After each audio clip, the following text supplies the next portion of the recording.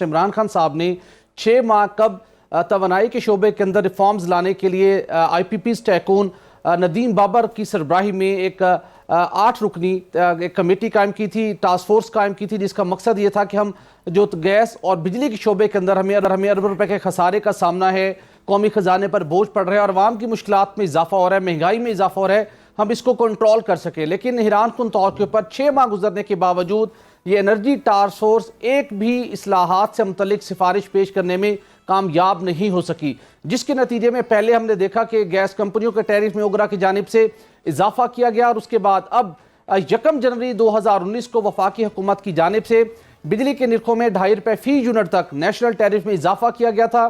ملک کی تاریخ میں ریکارڈ سطح پر بجلی کا ٹیرف بھی پہنچا تھا، لیکن ابھی صرف 2 ماہ ہی گزرے کہ ایک مرتبہ پھر وفاقی حکومت کی ہدایت پر بجلی کی تقسیم کار کمپنیوں نے نیپرا سے رجوع کیا ہے۔ نیپرا میں انہوں نے ایک درخواست دائر کی ہے جس میں انہوں نے نیشنل ٹیرف جو ملک بھر کے اندر ہمارا ایک ایوریج ٹیرف ہوتا ہے، نیشنل ٹیرف میں 1 روپے 80 پیسے فی یونٹ مزید اضافے کی منظوری طلب کر لی ہے۔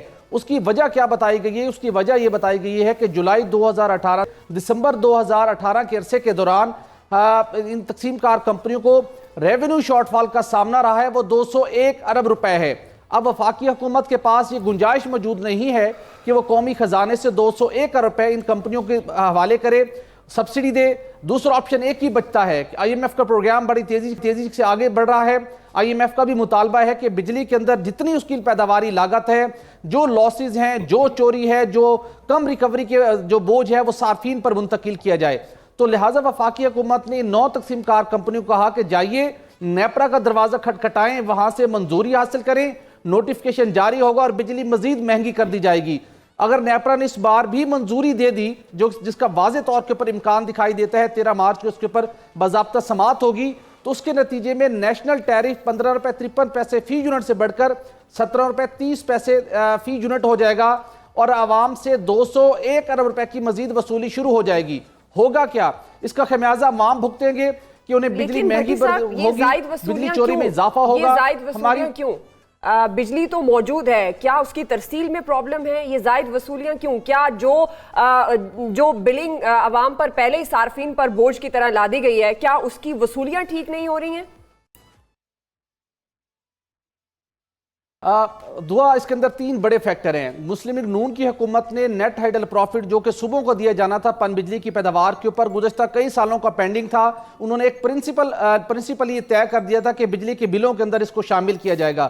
جو حالیہ اضافے کی درخواست کی گئی ہے اس کے اندر 90 ارب روپے نیٹ ہائیڈل پروفٹ کا کمپوننٹ ہے۔ دوسرا کمپوننٹ کیا ہے؟ ہماری لیس ریکوری۔ چوتھا کمپوننٹ کیا ہے؟ بجلی کی پیداواری لاگت میں اضافہ۔